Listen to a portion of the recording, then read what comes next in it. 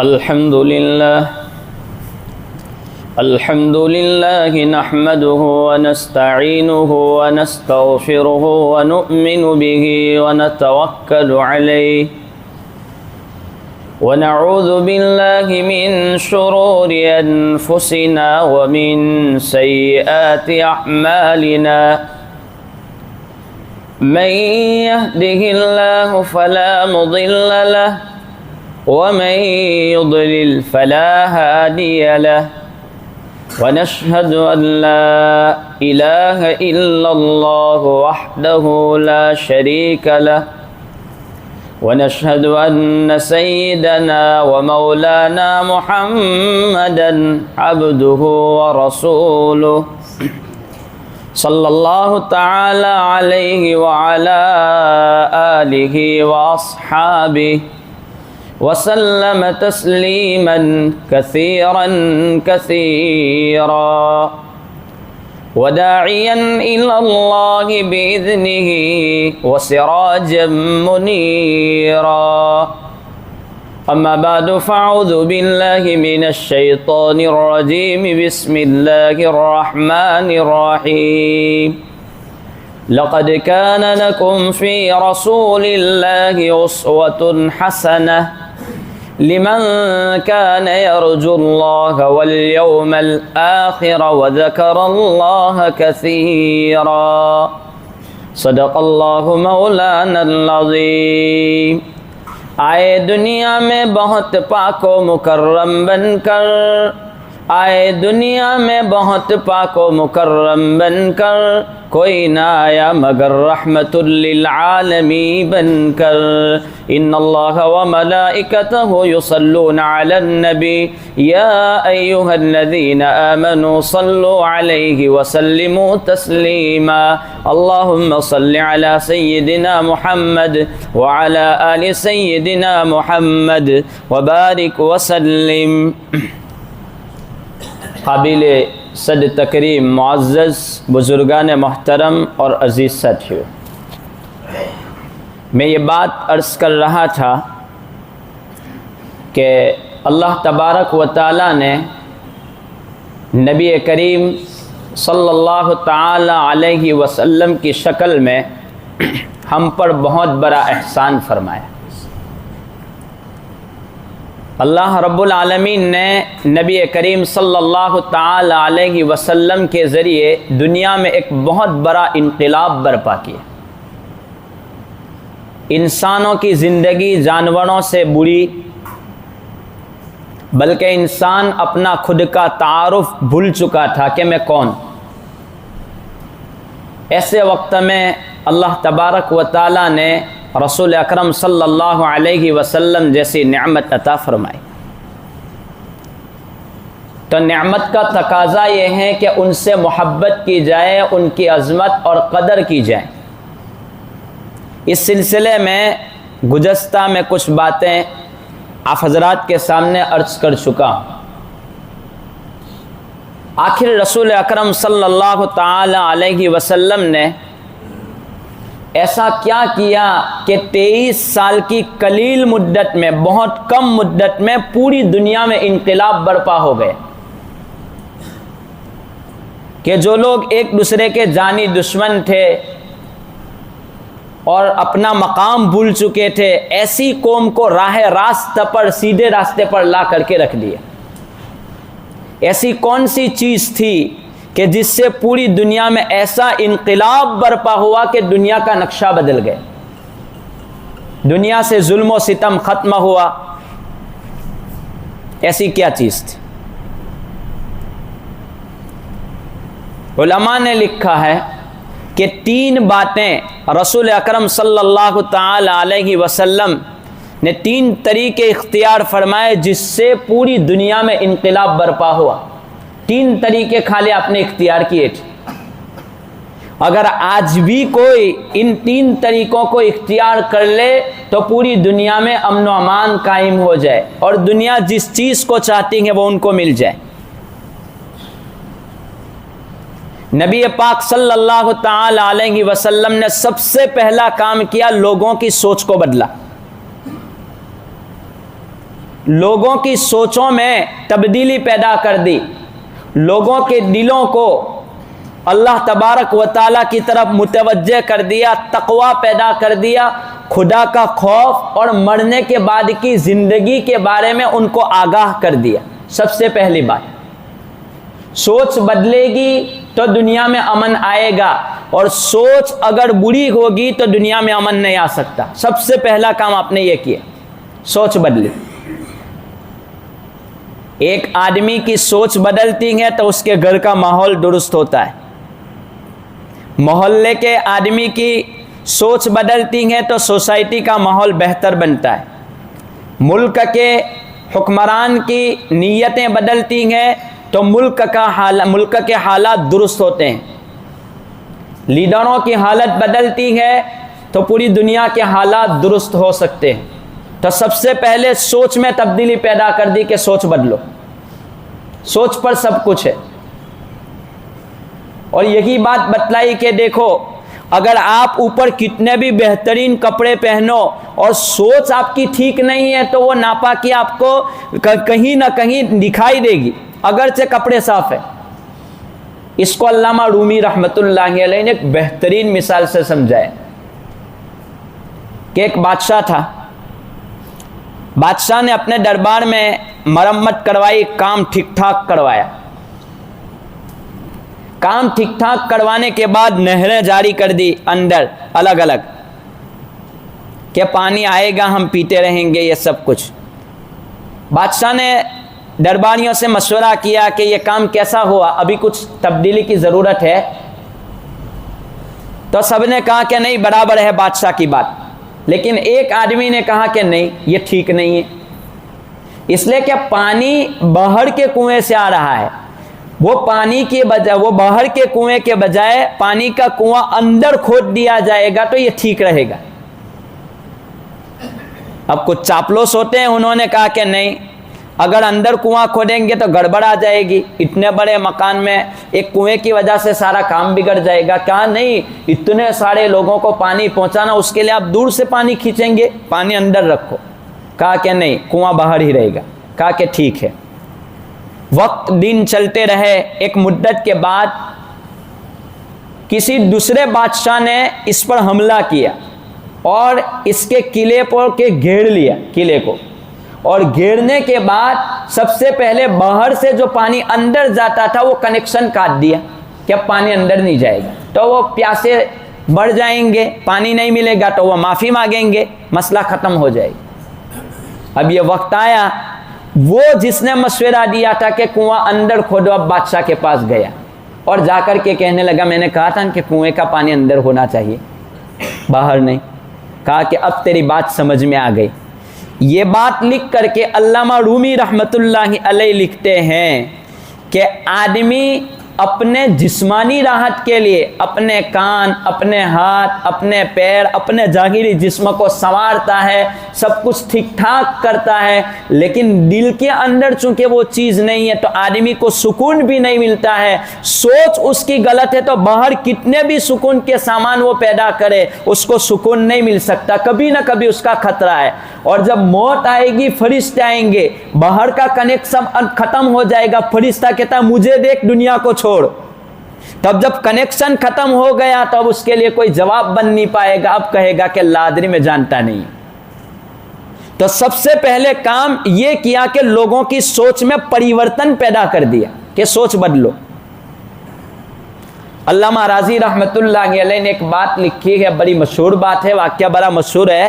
سورہ فاتحہ کی تفسیر میں علامہ راضی رحمۃ اللہ علیہ نے لکھا ہے کہ ایک بادشاہ شکار کھیلتے کھیلتے جنگل سے دور چلا گیا، جنگل میں چلا گیا، اپنے دوستوں سے دور چلا گیا۔ اب رات کا وقت ہوا تو کہا کہ پیاس لگی ہے، کہیں جا کر کے پانی کا انتظام کریں۔ تو اس نے دیکھا کہ ایک باغ ہے، وہاں پر ایک چھوٹا سا بچہ کام کرتا ہے، چلو وہاں جا کر کے دیکھتے ہیں۔ وہاں اندر گیا، اندر جا کر کے کہا میرے کچھ پینے کا انتظام کرو۔ تو اس نے انار جو تھی وہ انار لا کر کے اس کو دیا، اور انار دیا تو اس نے، بادشاہ نے اس کے چھلکے نکالے اور نکال کر کے اس کو نچوڑا تو پانی کا گلاس وہ بھر گیا، وہ گلاس بھر گیا اور اس نے پی لیا۔ تو اس نے دل میں یہ ارادہ کیا کہ میں اب ظلمن یہ باغ میرے قبضے میں لے لوں گا، میرے قبضے میں آ جائے گا یہ باغ۔ تھوڑی دیر کے بعد بادشاہ نے کہا ایک بات کرو، اب مجھے دوسرا انار لا کے دے دو۔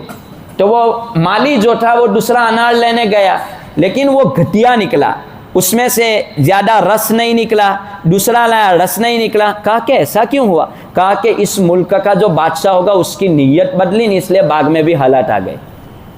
اب اس کو تو پتا نہیں تھا کہ یہ بادشاہ ہے۔ کہا کہ نیت اس کی بدلی، اس نے ظلم کی نیت کی ہوگی قوم پر، تو ظلم کی وجہ سے حالات ملک کے بدلے، پھلوں میں حالات آنے شروع ہو گئے۔ کہا کہ ایسا ہے۔ اب بادشاہ نے دل میں توبہ کر لی کہ اب میں ظلم نہیں کروں گا۔ اب کہا کہ جاتے جاتے ایک انار اور دے دے۔ اب انار لایا تو پہلے سے بھی زیادہ مزیدار وہ انار تھا، اب اس کو نکالا۔ کہا کہ اب ایسا کیوں ہوا؟ کہا بادشاہ نے توبہ کر لی ہوگی، جا کے دیکھ لو۔ اسی وقت بادشاہ نے دل میں توبہ کی کہ اب زندگی بھر میں کبھی اپنے ملک میں ظلم نہیں کروں گا اور ظلم کے بارے میں سوچوں گا نہیں۔ سوچ بدلی، حالات بدلے۔ تو رسول اکرم صلی اللہ علیہ وسلم نے سب سے پہلے کام یہ کیا کہ سوچ بدلی جائے، ملک کے حالات سب کچھ درست کیا جائے گا۔ سب سے پہلا کام 23 سال کی مدت میں اتنا بڑا انقلاب کیسے آ سکتا ہے؟ تو سب سے پہلے لوگوں کی سوچ پر حملہ کیا کہ سوچ بدلو۔ اسی لیے حضرت عمر رضی اللہ تعالیٰ عنہ کا واقعہ تو مشہور ہے کہ وہ رات کو گشت کر رہے تھے، ایک لڑکی اپنی ماں دونوں گھر میں تھے، باتیں کر رہی تھی، بیٹی صبح ہونے والی ہے، پانی ملا دے۔ تو لڑکی نے کہا، عمر نے منع کیا ہے۔ کہا کہ عمر ابھی کہاں ہے؟ کہا کہ عمر نہیں ہے، لیکن عمر کا خدا تو ہے، وہ تو دیکھتا ہے۔ حضرت عمر نے دروازے پر سے بات سن لی، اور سننے کے بعد صبح گئے، اپنے بیٹے سے پوچھا کہ جاؤ تحقیق کرو وہ کون عورت ہے۔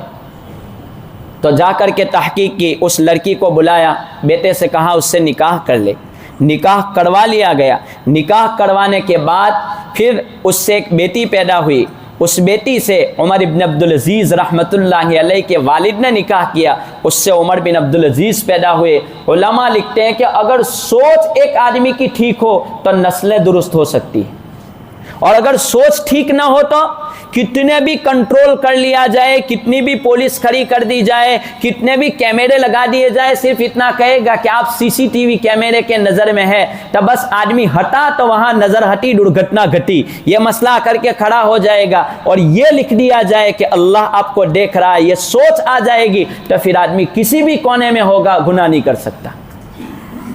سوچ بدلائی گئی۔ سب سے پہلے ایک گامیدی عورت رسول اکرم صلی اللہ علیہ وسلم کے پاس آئی، آ کر کے کہنے لگی، اللہ کے رسول مجھ سے زنا کا ارتکاب ہو گیا، بہت بڑا گناہ کیا ہے۔ کہا کہ اب چونکہ شریعت میں 4 گواہوں کی ضرورت ہے، تو وہ آئی حضور کے پاس، حضور نے چہرہ پھیر لیا۔ دوسری طرف آئی، کہا کہ میں نے گناہ کیا۔ تیسری طرف چہرہ پھیرا، پھر کہا کہ میں نے گناہ کیا، مجھے پاک کرو۔ چوتھی طرف کہا کہ مجھے گناہ سے پاک کرو۔ حضور نے کہا کہ اب گواہ تو نے 4 مرتبہ گواہی دی، اب سزا جو ہے، کہا کہ میں آخرت کے عذاب سے بچنا چاہتی ہوں۔ یہ آخرت کا خوف لوگوں کے دلوں میں پیدا کیا کہ خوف کیا ہے، تبھی جا کر کے، ورنہ وہ لوگ تو اپنے بھائی کو بھی کاٹ ڈالتے تھے، اپنی اولاد کو بھی مار ڈالتے تھے، یہ خوف پیدا کیا۔ کہا کہ جی کیا کریں؟ کہا کہ مجھے پاک کرو۔ کہا کہ اب تو نے گناہ کیا، لیکن تیرے پیٹ میں جو بچہ ہے اس کا کیا قصور ہے؟ تو کہا کہ ٹھیک ہے، بچے کی پیدائش کے بعد تو آ جانا۔ بچے کی پیدائش ہوئی، وہ آئی، اللہ کے رسول بچے کو جنم دے دیا۔ اب کہا کہ بچے کا کیا قصور ہے؟ ابھی تیرے اس کی روزی تیرے ذمہ ہے، تو اس کو دودھ پلائے گی، جب بچہ چلنے لگے، کھانا شروع کر دے، روٹی شروع کر دے، اس کے بعد تو میرے پاس آئے گی۔ پھر 2.5 سال کے بعد وہ عورت آئی، بچے کو انگلی پکڑ کر کے ہاتھ میں لے کر کے، اور روٹی کا ٹکڑا بھی لے کر کے آئی۔ حضور نے کہا کہ اب کھانا شروع کر دیا۔ کہا کہ روٹی کا ٹکڑا دے کر کے آئے ہوں، اللہ کے رسول آخرت کا عذاب میں برداشت نہیں کر سکتی، اللہ کے رسول سزا دنیا میں دو تاکہ معاملہ نمٹ جائے۔ کوئی کیس، کوئی مقدمہ درج نہیں ہوا، کوئی چیز نہیں، کوئی جانتا نہیں اس عورت کو۔ حضور کی بات ہے، عورت کی بات ہے، یہ مسئلہ بھی ختم ہو چکا تھا، 2.5 سال کے بعد آئی۔ ایسا نہیں کہ توبہ کا جوش گرم تھا، کتنے 2.5 سال کے بعد آ کر کے کہتے اللہ کے رسول مجھے پاک کر دو۔ سوچ بدلی، نظام بدلا۔ پتھر مارے گئے، سنگسار کی گئی، عورت کا انتقال ہو چکا۔ اس کے بعد حضرت نبی پاک صلی اللہ علیہ وسلم جنازے پر کھڑے ہیں، جنازہ پڑھا رہے ہیں۔ حضرت عمر نے کہا اللہ کے رسول کس کا جنازہ ہے؟ یہ عورت معلوم نہیں ہے آپ کو؟ اللہ کے رسول صلی اللہ علیہ وسلم نے فرمایا اس عورت نے ایسی توبہ کیا کہ اگر اس کا 10واں حصہ سارے مدینہ پر تقسیم کر دیا جائے تو سارے مدینہ کے گناہ معاف کر دیے جائیں گے، اس قدر اس عورت نے توبہ کی۔ تو سوچ بدلتی ہے تو دنیا کا نظام بدلتا ہے۔ ایک مقدم آیا رسول اکرم صلی اللہ تعالی علیہ وسلم کے پاس، دو آدمی تھے، زمین کے بارے میں جھگڑا تھا۔ حضور نے فیصلہ کیا زمین اس کی ہوگی، زمین کا فیصلہ کر دیا، اور پھر آخر میں رسول اکرم صلی اللہ تعالی علیہ وسلم نے فرمایا سنو، اب آپ دونوں میں سے کسی کی زبان تیز چلتی ہوگی تو اس کی وجہ سے فیصلہ مجھ سے غلط بھی ہو گیا ہو، لیکن خدا دیکھ رہا ہے، آپ کو مرنے کے بعد حساب دینا ہے، آپ صحیح بات سوچ کر کے ہو وہ فیصلہ کر لینا، میں نے تو ظاہر کو دیکھ کر کے فیصلہ کر دیا۔ وہ دونوں باہر نکلے، وہ کہنے لگا زمین تو لے لے، اب وہ کہنے لگا زمین تو لے لے، میری نہیں ہے تیری ہے۔ دونوں اب لڑنے لگے کہ میں زمین نہیں پکڑوں گا، اللہ کو حساب نہیں دے سکتا۔ حضرت نبی پاک صلی اللہ تعالی علیہ وسلم نے فرمایا ایک بات کرو، دونوں کو آدھی آدھی دے دیتا ہوں، دونوں آدھی آدھی لے کر کے جاؤ۔ سوچ بدلی، دنیا کا نظام تبدیل ہوا، دنیا میں نظام بدلا۔ تو 23 سال کی قلیل مدت میں، کم مدت میں رسول اکرم صلی اللہ تعالی علیہ وسلم کا سب سے پہلا کام یہ ہوا کہ لوگوں کی سوچوں کو بدلا گیا، لوگوں کی سوچیں بدلی تو دنیا میں تبدیلی۔ آج کل ہماری سوچ میں ہی گڑبڑ ہے، ہماری نمازیں بھی گڑبڑ والی۔ آدمی نماز بھی اس لیے پڑھتا ہے کہ کچھ مل جائے، آدمی کے یہاں کوئی مسئلہ آ کر کے کھڑا ہو گیا، کوئی بیمار ہو گیا، کوئی پریشانی آ گئی تو اب کہتا ہے چلو 2 رکعت نماز پڑھ کر کے اللہ سے مانگ لیتا ہوں۔ اب جب کام ہو گیا تو کہا کہ اب نماز کی ضرورت نہیں ہے، مسئلہ ختم، میرا کام حل ہو گیا ہے۔ اسی کو علامہ اقبال نے کہا ہے کہ کوئی ضرورت کا طالب ہے تو کوئی غم سے پریشان ہے اقبال، کوئی ضرورت کا طالب ہے تو کوئی غم سے پریشان ہے اقبال، عبادت کون کرتا ہے ضرورت صدا کرواتی ہے۔ عبادت کون کرتا ہے ضرورت صدا کرواتی ہے۔ آدمی نماز بھی اس لیے پڑھتا ہے کہ جنت مل جائے۔ حقیقی معنوں میں آدمی کی سوچ میں تبدیلی کی ضرورت ہے۔ تو رسول اکرم صلی اللہ علیہ وسلم کا پہلا کام یہ ہو۔ دوسرا کام کیا کیا تبدیلی کے لیے؟ رسول اکرم صلی اللہ علیہ وسلم نے دوسرا کام یہ کیا کہ گناہ کے جتنے راستے تھے اس پر بریک لگا دیا جائے، کنٹرول کر دیا جائے۔ یہ دوسرا کام۔ 3 کام ہوئے، اس میں سے یہ دوسرا کام۔ کہا کیسے؟ مثلا زینا، تو کہ زینا حرام، تو زینا کی طرف جانے والی جتنی چیزیں اس کو حرام قرار دیا۔ کسی عورت کی طرف دیکھنا یہ حرام قرار دیا، کسی غیر محرم عورت سے سلام کرنا حرام قرار دیا۔ یہ ساری چیزیں کہا کہ یہ ساری چیزیں نہیں ہو سکتی۔ یہ اسی طرح رشوت، کہ رشوت خالی حرام نہیں قرار دیا، رشوت کے سلسلے میں جتنی چیزیں ہیں، کوئی رشوت کا اشارہ کرتا ہے، کوئی رشوت کو لکھتا ہے، کوئی وہ کرتا ہے، وہ ساری چیزوں پر بریک لگا دی۔ یہ نہیں ہو سکتا، گناہ کے راستے بند کرو۔ سود لکھنے والا بھی گنہگار، سود دینے والا بھی گنہگار، لینے والا بھی گنہگار، ساری چیزوں پر بریک لگا دی، یہ کام نہیں ہو سکتا۔ کتنی چیزیں دیکھ، اسی لیے کہا نکاح کو آسان کرو، زنا پر بریک لگے گی۔ اب ہمارے ہاں زنا آسان ہو گیا، نکاح جب مشکل ہونے لگے۔ دیکھو نکاح کتنے مشکل ہے۔ یہ حضور نے جس سوچ پر کام کیا تھا آج اسی سوچ کو دیکھ لیں آپ،